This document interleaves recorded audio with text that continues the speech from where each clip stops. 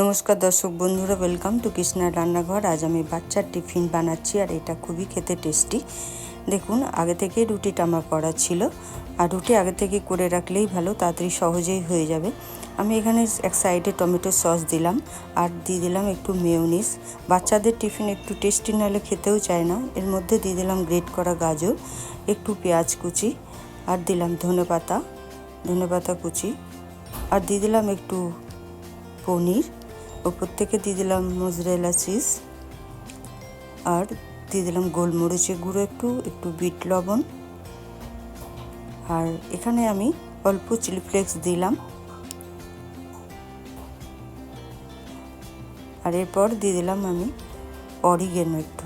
এরপর আমি রুটিটাকে ভাঁজ করে দিলাম, আর এদিকে ফ্রাই প্যান বসিয়েছি। এখানে সাদা তেলে আমি উল্টো পাল্টা করে সেঁকে নেব।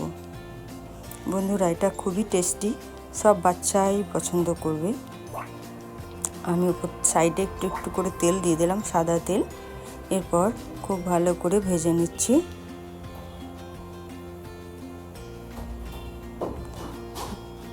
আর ভাজে নেওয়ার পর আমি এখানে সার্ভ করে দেবো। রেসিপিটা ভালো লাগলে ইউটিউব থেকে দেখলে সাবস্ক্রাইব, লাইক, শেয়ার, কমেন্ট করবেন।